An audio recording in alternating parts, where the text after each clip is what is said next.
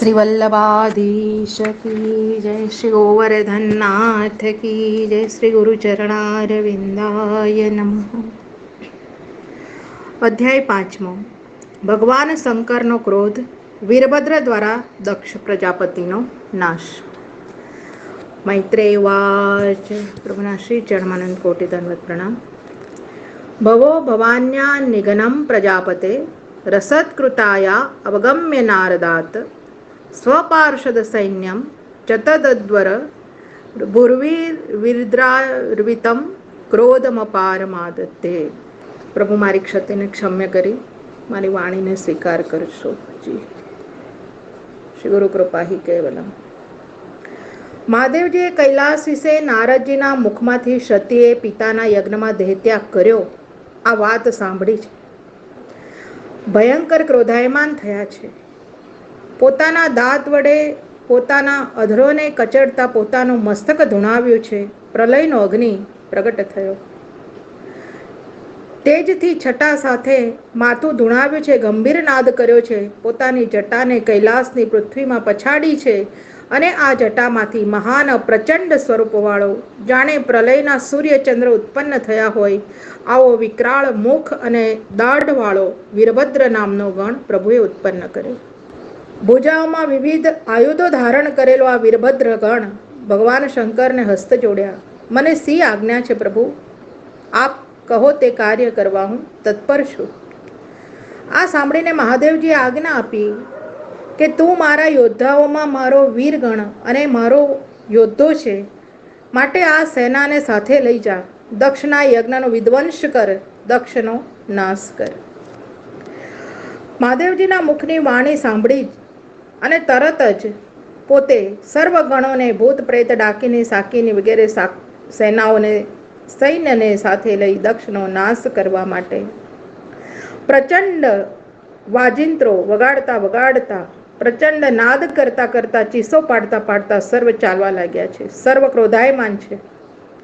આવા ઉત્પાતો જોયા દક્ષના યજ્ઞ સ્થળમાં બેઠેલા સર્વ ઋષિ મુનિઓ સર્વ પ્રજા વિચાર કરવા લાગ્યા કે પૃથ્વીલોકમાં પ્રાચીન બરહી રાજાનું રાજ્ય છે.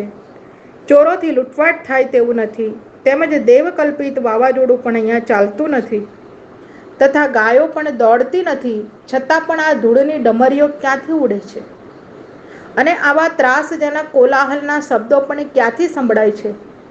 આવા વિચારોથી ગભરાયેલા ઘણા જ દીનજનો આ યજ્ઞનો પ્રસાદ છોડ્યો અને સર્વ ત્યાંથી નાસી છૂટ્યા, ચાલતા થઈ ગયા. એટલામાં તો પોતાની સેના સહિત શ્રી મહાદેવજીના ગણ એવા વીરભદ્ર આ દક્ષના યજ્ઞમાં આવી પહોંચ્યા. મહાદેવજીનું સર્વ સૈન્ય છે, ગણ સૈન્ય છે, સર્વ ક્રોધાયમાન છે. મહાદેવજીના આ ગણો યજ્ઞ મંડપને તોડવા લાગ્યા. કોઈ સ્ત્રીઓને બેસવાના સ્થળોને તો કોઈ ભોજનશાળાને તોડવા લાગ્યા છે. ઘણા ખરા યજ્ઞના અગ્નિને હોલવી દીધા, મળમૂત્ર ત્યાગ કરવા લાગ્યા. ઘણા ખરા બીકથી દોડતા દેવપુરુષો તથા સ્ત્રીઓને પકડવા લાગ્યા.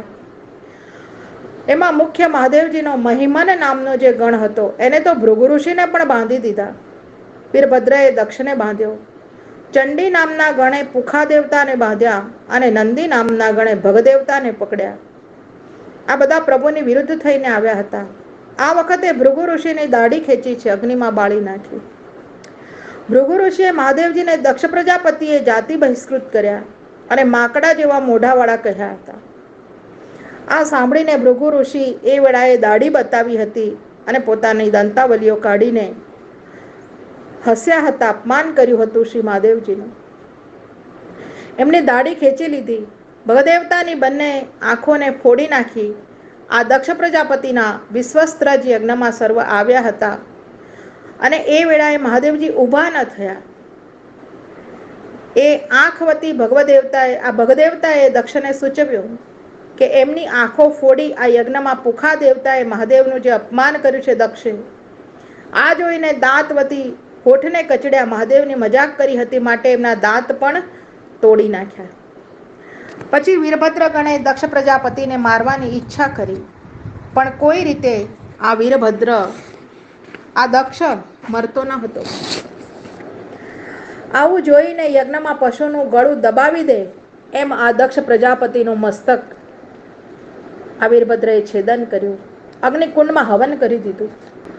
આ જોઈ સતીનું દક્ષ પ્રજાપતિએ અપમાન જે કર્યું હતું એથી સર્વ લોકોએ કહ્યું શ્રેષ્ઠ જ થયું છે એમ બોલવા લાગ્યા.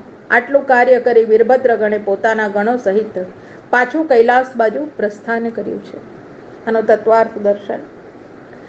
આપણી જાતિનો જ્યાં સમાજ જોડાયેલો હોય, એકબીજાથી પરસ્પર વૈરના લીધે શત્રુતા ઉત્પન્ન થાય તો યોગ્ય પુરુષનું એ કર્તવ્ય છે કે ત્યાં મૌન રાખવું. પણ એક ઈશ્વરીય શક્તિ ધારણ કરનારા મહાદેવજી જેવાનું જો અપમાન થાય ને એ વેળાએ એ અપમાન દશાને જોઈને જ્યારે પ્રસન્ન થવું, કુચેષ્ટાઓ બતાવી આ અયોગ્ય છે, અવિવેકી છે. આ કારણથી દક્ષ પ્રજાપતિ અને મહાદેવજીના પરસ્પર વૈરમાં ભૃગુ ઋષિ ભગદેવતા, પુખા દેવતા અને મહાદેવને કુચેષ્ટા બતાવી. આનું પરિણામ પોતાનું અંગભંગ થયું તે બન્યું. જ્યાં યજ્ઞ થતો હતો આવા દેવ કાર્યમાં પૂર્ણ પવિત્રતા સચવાય તો જ યજ્ઞનો કરતા યજમાનને કામ બાદ કરતો નથી.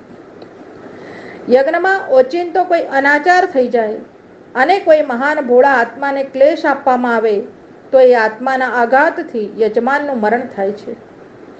મહાન શુદ્ધ આત્મા સતી જેવી કન્યા પતિના વાક્યને આદર નહીં કરીને પણ પિતાના યજ્ઞમાં વગર આમંત્રણે જઈને પિતાના મોટાપણાના માનનો આદર કર્યો, છતાં પણ સત્તા અને ધનના મદથી દક્ષ પ્રજાપતિએ પોતાની સદાચારિણી ભોળા સ્વભાવવાળી સતી નામની કન્યાનો આત્મસંતોષ આપીને આદર ન કર્યો પણ એમનું અપમાન કર્યું. દક્ષ પ્રજાપતિને તેનાથી મરવું પડ્યું છે. જ્યાં દેવ યજ્ઞો થાય તેમજ જ્યાં પિતૃયજ્ઞ થાય આ ઠેકાણે બ્રાહ્મણો વેદમંત્રો દ્વારા યજ્ઞ મંડપમાં દીપ્ત બંધન કરે છે. તેથી યજ્ઞની સમાપ્તિ થયા વગર યજમાન એના ઘરના મહામંડપ યજ્ઞ મંડપમાં હાજર હોય એમનું મૃત્યુ થાય નહીં. આ શક્તિ એ વેદના મંત્રો છે, પણ ત્યાં કોઈ ઓચિંતો અનાચાર થાય અને યજમાનનું મૃત્યુ થવા સંભવ છે. માટે દક્ષ પ્રજાપતિના પક્ષમાં ભૂત પ્રેત ગણોએ મળમૂત્ર નાખી યજ્ઞને અપવિત્ર કર્યું છે. યજમાન દક્ષ પ્રજાપતિનું મરણ થયું છે. આપણે પણ ગૃહસ્થાશ્રમમાં કોઈ પણ દેવ કાર્ય પિતૃ કાર્ય કરવા તૈયાર થયા હોઈએ ત્યારે દેવની તથા પિતૃની પૂજા માટે લાવેલી વસ્તુઓને પવિત્ર જે હોવી જોઈએ અને એ સર્વ વસ્તુઓને પવિત્ર રાખી પૂજાનું સ્થાન પણ પવિત્ર રાખવું જોઈએ. આમ ન થવાથી અનાચાર થાય તો ઓચિંતું યજમાન અને એના ઘરમાં મરણ થાય છે. આ બાબતમાં વૈદિક સંસ્કારવાળા મનુષ્યને સાવચેત રહેવું પડે છે. પુષ્ટિમાર્ગીય ખરો વૈષ્ણવ હોય અને દક્ષ પ્રજાપતિ જેવા કાળજામાં વૈરભાવથી ચડસ રાખીને કોઈ પર વેર વાળવા, કોઈનું અપમાન કરવા મહોત્સવો કે યજ્ઞો કરવા નહીં.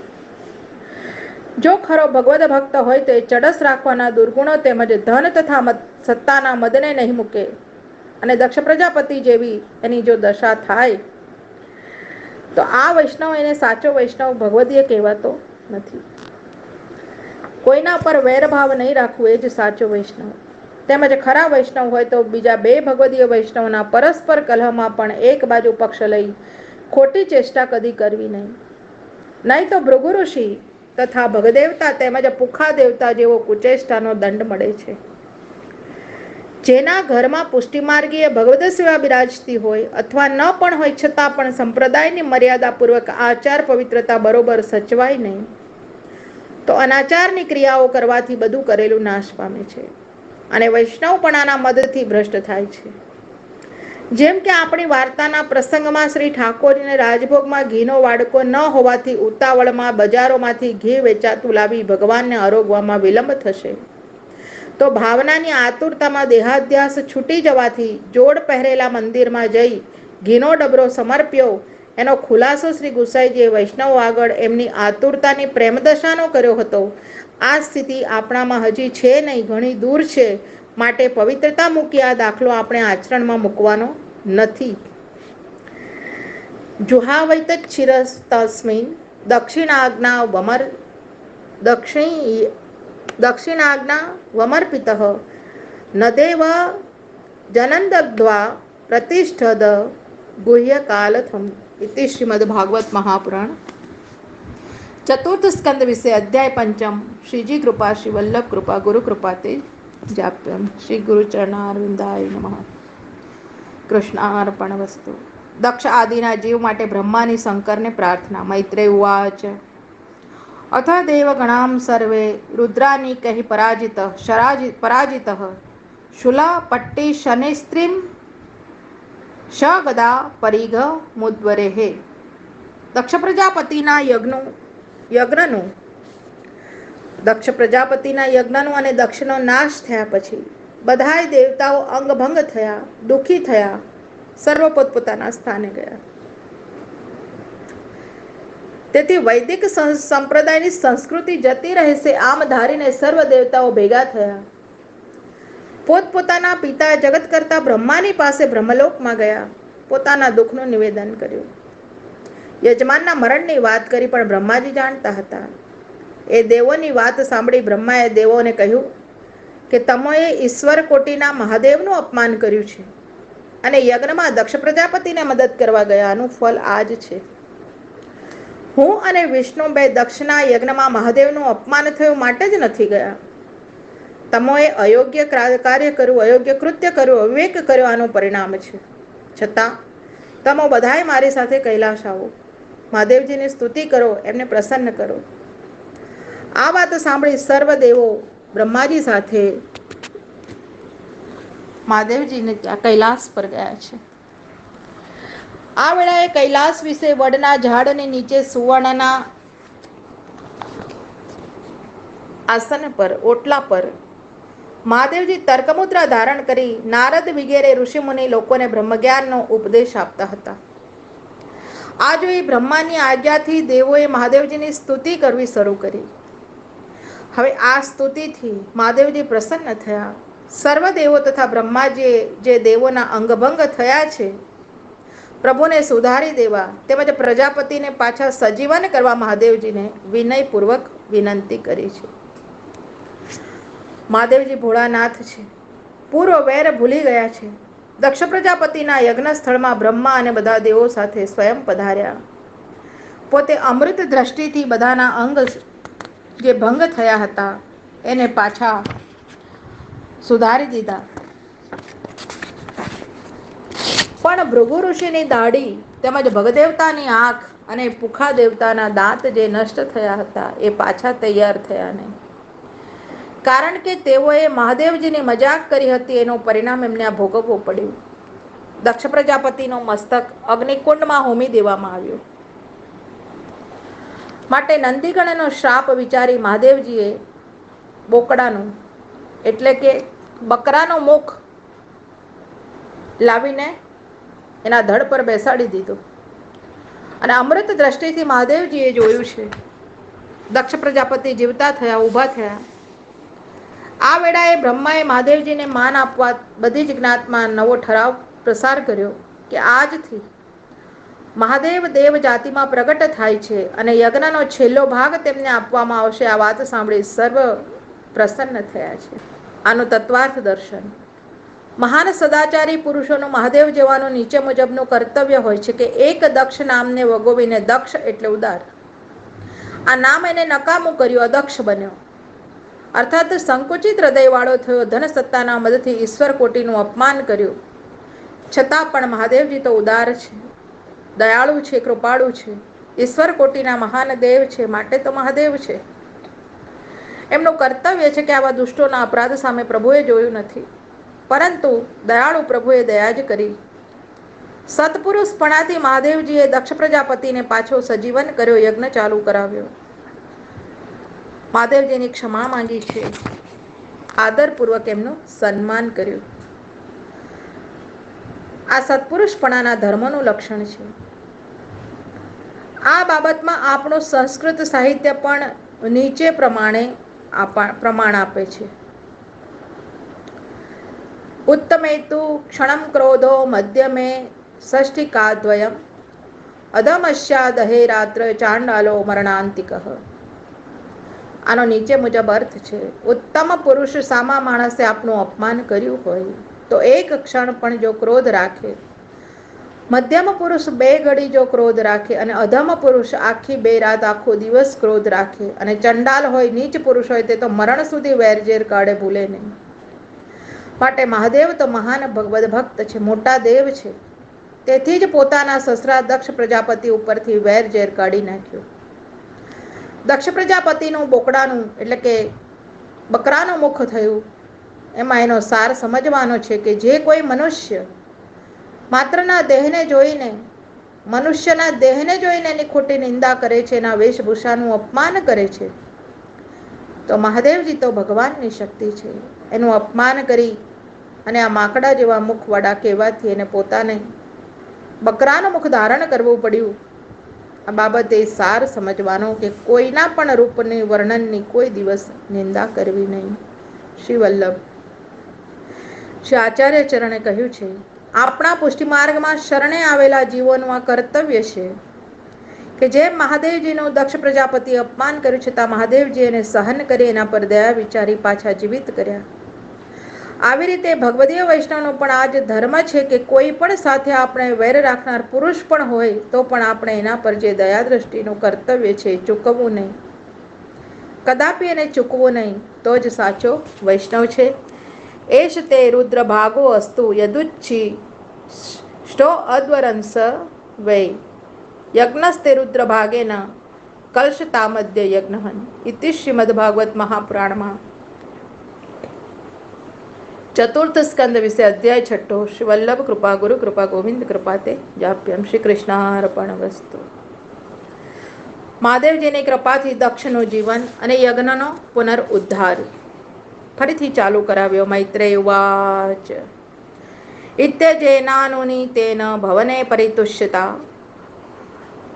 અભ્યધ્યાયી મહાબાહો પ્રહસ્ય શ્રૂયતામિતિ. સારાર્થ દર્શન. દક્ષ પ્રજાપતિના જીવિત થયા પછી પોતે પોતાની કન્યા સતીના મરણના દુઃખથી દુઃખી થઈ ગયા. મહાદેવજીના ચરણે પડ્યા, ક્ષમા માંગી છે, સ્તુતિ કરી છે પ્રભુની. હે ભગવાન, હે ભગવાન, મેં સભામાં આવી આપ શ્રીના સ્વરૂપ અને માનનું ખંડન કર્યું. હવે એનામાં દૈન્યતા આવી. અભિમાનરૂપ જે મુખ હતું તે યજ્ઞમાં હોમાઈ ગયું. હવે દૈન્ય ભાવ આવ્યો. હે પ્રભુ, આ મારા મહત્વાકાંક્ષી પ્રાણનો જે દુર્ગુણ હતો એનો દંડ મને આપે આપ્યો. પરંતુ અમારા જેવા અભિમાની અજ્ઞાની જીવોના અપરાધને આપ જેવા મહાન પુરુષો તો ક્ષમા જ કરે. આ જ સદગુણો આપ જેવા ઈશ્વર કોટીમાં સહજ ધર્મ હોય છે અને હોવો જ જોઈએ. વગેરે સ્તુતિથી મહાદેવજી પાસે ક્ષમા માંગી છે. બ્રહ્માજી વગેરેની આજ્ઞા લીધી છે. દક્ષ પ્રજાપતિએ પોતાનો અધૂરો રહેલો યજ્ઞ પાછો ચાલુ કર્યો છે. આ વખતે છેલ્લી આહુતિ અગ્નિકુંડમાં દીધી. નારાયણ પ્રસન્ન થયા. અગ્નિકુંડમાંથી પ્રભુ પ્રગટ થયા. એમના પ્રકાશથી 10 દિશાઓ પ્રકાશમાન થઈ મેઘશ્યામ સ્વરૂપવાળા સુવર્ણ જેવા કિરીટ મુગુટને મસ્તક પર ધારણ કરેલા, 4 ભુજાઓવાળા શંખ ચક્ર ગદા પદ્મ આયુધો ધારણ કરેલા, વક્ષસ્થળમાં કૌસ્તુભ મણિ તેમજ ભૃગુલતાનું નિશાન ચિહ્ન બિરાજમાન છે. આવા વનમાળા પીળા પિતાંબર ધારણ કરેલા, હસ્તથી મોઢેથી બધાય ઋત્વિજો અને યજમાનને પણ બ્રહ્મા મહાદેવ વગેરેને પ્રભુએ દર્શન આપ્યા. જે ભગવાનના મસ્તક પર રત્નજડિત દંડવાળું શ્વેત છત્ર લાગેલું છે અને બંને બાજુ ચમરો ઉડી રહ્યા છે, આવા પાર્ષદો સહિત ભગવાનના દર્શન કરી બધાય દેવગણો ઊભા થઈ ગયા. બોલો નારાયણ ભગવાન કી જય. પ્રભુના શ્રી ચરણાનંદ કોટી દંડવત પ્રણામ. શ્રી વલ્લભ કૃપા ગુરુ કૃપા ગોવિંદ કૃપા હિ કારણમ. શ્રી વલ્લભાધીશ કી જય. દેવગણો ઊભા થયા, પ્રભુને દંડવત પ્રણામ કર્યા. આપણા પણ પ્રભુના ચરણમાં દંડવત પ્રણામ પહોંચે. તેમજ દક્ષ પ્રજાપતિ આસન પાદ્ય અર્ધ્ય લઈ ભગવત ચરણારવિંદનું પૂજન કર્યું છે. હસ્ત જોડી ભગવાનને સન્મુખ પ્રભુની સ્તુતિ કરવા લાગ્યા. હે ભગવાન, જેમ સંસારની માયાનું આવરણ કામ કરી શકતું નથી, આવા અભય પદરૂપ જેમને આખું જગત પોતાના રહેવાનું ધામ છે, આવો મહાન પુરુષ પરમ શુદ્ધ પોતાની આત્મસત્તાથી સ્વતંત્ર થયેલા કેવલ આપ છો પ્રભુ. આપને અમારા નમસ્કાર છે. મહાદેવ, ભૃગુ ઋષિ, બ્રહ્મા, ઇન્દ્ર, બ્રાહ્મણ પત્નીઓ તથા ઋષિજનો, સિદ્ધ પુરુષો, યજમાનની સ્ત્રીઓ, લોકપાલ લોકો, યોગેશ્વરોએ અગ્નિ દેવલોકોએ, ગંધર્વોએ અને વિદ્યાધરોએ તથા બ્રાહ્મણોએ અનેક પ્રકારથી ભગવાનની સ્તુતિ કરી છે. સ્તુતિને સાંભળીને ભગવાન યજ્ઞનારાયણ યજમાન પર ઘણા પ્રસન્ન થયા. યજ્ઞનારાયણ ભગવાન કી જય. અને દક્ષ પ્રજાપતિ સામે ભગવાન મેઘની વાણીથી બોલ્યા, હે દક્ષ પ્રજાપતિ, હું પોતે અને બ્રહ્મા અને મહાદેવ અમે ત્રણેય દેવ જગતના કરતા બહારથી દેખાવા માટે ત્રણ દેવ જુદા દેખાઈએ છીએ, પણ જગતની ઉત્પત્તિ, સ્થિતિ અને સંહાર, જગતની ઉત્પત્તિમાં બ્રહ્માનું રૂપ છું, સંહાર સમયે વિષ્ણુ રૂપ ધારણ કરું છું, બ્રહ્માનું રૂપ છું ઉત્પત્તિ સમયે, પોષણ કરતા વિષ્ણુ રૂપ છું, અને સંહાર સમયે હું રુદ્ર રૂપ ધારણ કરું છું, મહાદેવ સ્વરૂપ છું. માટે અમે એક સ્વરૂપના જે ત્રણ સ્વરૂપ છીએ, આમાં ભેદદ્રષ્ટિ રાખનાર દંડનો ભાગી છે. જેમ કોઈ પુરુષ આપણા હસ્ત અને માથું, મોઢું વગેરે બધાય શરીરના અવયવોને પોતાના જાણીને બધાનું સંરક્ષણ કરે છે, પણ હાથ કાપીને મોઢામાં ભોજન આપવાથી તે હાથ કાપનાર માણસ મૂર્ખ જ ગણાય. માટે આ બ્રહ્મા ને મહાદેવ એ બંને મારું અંગ છે. શ્રી વલ્લભાધીશ કી જય. ગોવર્ધનનાથ કી જય. આવા પ્રકારે અનેક રીતથી પોતાની વિભૂતિનો બોધ દક્ષ પ્રજાપતિને આપ્યો છે. પ્રભુએ સર્વને આશીર્વાદ આપ્યા. પ્રભુ અંતર્ધ્યાન થયા. પછી દક્ષ પ્રજાપતિ યજ્ઞના અંતનું અવભ્રત સ્નાન કર્યું, ઋત્વિજોને વિસર્જન કર્યા. આવા પ્રકારે મૈત્રેયજી કહે છે કે, હે વિદુર, દક્ષ પ્રજાપતિની પુત્રી સતીએ આ દેહ ત્યાગ કરી બીજા જન્મમાં હિમાલય પર્વતના ઘરે હિમાલયની સ્ત્રી મેના નામની માતા એના ગર્ભથી પાર્વતીના નામે જન્મ લીધો. ત્યાં પણ મહાદેવજીનું જેણે તપ કર્યું અને મહાદેવજીને જ પતિ રૂપે પ્રભુને વર્યા. પાર્વતી માત કી જય હો. શ્રી વલ્લભ કૃપા હિ કેવલમ. અધ્યાય તત્વાર્થ દર્શનેનો. મનુષ્યને પૂર્વજન્મના ભાગ્ય અને સંજોગ વસાત કોઈ મહાન સત્તા મળી હોય, તેમજ અખૂટ ધન પ્રાપ્ત થયું હોય, તે સત્તાના મદ અને ધનમદમાં છકી જઈને આપણી પ્રજામાં કોઈ પણ જીવ, જંતુ, પશુ, પક્ષી, મનુષ્ય માત્ર કોઈનું પણ અપમાન કરવું નહીં. પ્રજાઓમાં આપણા માટે કોઈ બી દોષ દેખાતા હોય, વાસ્તવિકમાં આપણે પોતે જ નિંદાને પાત્ર હોઈએ છીએ. આ નિંદાજનક કાર્યો કરવાના મૂકી દેવા, નહીં તો પ્રજામાં હાહાકાર અવાજ ઈશ્વર, જે હાહાકાર થાય છે અવાજ ઈશ્વર સહન કરી શકતા નથી, પ્રભુ સહન કરતા નથી, અને માટે જ આવા દુર્મદવાળા સત્તાધારી દક્ષ જેવાઓનો પ્રભુ નાશ કરે છે. તુલસીદાસજીએ રામાયણમાં કહ્યું છે, તુલસી હાય ગરીબ કી કબહુ ન નિષ્ફળ જાય. આ દાખલા ઉપરથી સત્તાધારી ધનમદના અભિમાનીઓએ પ્રજાની હાય બનતા સુધી કોઈ પ્રકારે લેવી નહીં, આ સત્પુરુષોનું કર્તવ્ય છે. પુષ્ટિમાર્ગમાં શરણે આવેલા વૈષ્ણવે પ્રથમ તો કોઈ પણ ધર્મસ્થાનનો અધિકાર મેળવવો નહીં. કારણ દૈવ સંજોગે પરાણે પ્રાપ્ત થાય તો પોતાની દીર્ઘદ્રષ્ટિથી આપણી બુદ્ધિમાં હર સમયે જોતા રહેવું કે મારા કાર્યથી કોઈ દેવ તથા બ્રાહ્મણ, ભગવદ ભક્ત, વૈષ્ણવ, ગૌમાતા, ભગવત ધર્મના પ્રચારમાં વાંધો તો નથી પડતો. જો અહીંયા બહુ મુખ્ય વસ્તુ મહાપ્રભુજીએ સમજાયું છે. કોઈનો પણ અનાદર કરવાનું નથી કીધું, સર્વનો આદર કરવાની વિવેક પ્રભુએ આપ્યો છે. આ વિચાર કરવો, આવા અપરાધોથી સદૈવ બચતા રહેવું. નહીં તો સત્તાના મદમાં ઠેઠ ઊંચે ચડી ગૌબ્રાહ્મણોના નિશાસા લેવાથી જીવને નીચું નમવું પડે છે. આ બાબત આપણા પુષ્ટિમાર્ગનો ભવ્ય દાખલો છે. કૃષ્ણદાસ પૂર્વના લીલાના જીવ હતા. આ કૃષ્ણદાસ જે પૂર્વના લીલાના જે જીવ હતા, અને શ્રીનાથજી બાવાના અધિકારનો મદ આવ્યો. શ્રી ગુસાઈજી શ્રી વિઠ્ઠલનાથજીને શ્રીનાથજી બાવાના દર્શનથી બંધ કર્યા. શ્રી ગુસાઈજી પ્રભુજીએ 9 માસ વિપ્રયોગના તાપમાં શ્રીજી બાવાને યાદ કરી વિજ્ઞપ્તિઓ લખી છે, વિરહના પત્રો લખ્યા છે. અપરાધનો દંડ ભોગવવા માટે કૃષ્ણદાસ અધિકારીને કૂવામાં પડીને પ્રેત યોનિ ભોગવવી પડી. રદમ પવિત્રમ પરમિશ ચેષ્ટિતમ યશસ્ય માયુષ્ય મધૌ ધર્મર્ષણમ યો નિત્યદા અકર્ણ્ય નરો અનોનુકીર્તય વનોત્યદ્યમ કૌરવ ભક્તિભાવતઃ ઇતિ શ્રીમદ્ભાગવત મહાપુરાણમાં ચતુર્થ સ્કંદ વિશે અધ્યાય 7મો. શ્રી વલ્લભ કૃપા, ગુરુ કૃપા, ગોવિંદ કૃપા તેજાપ.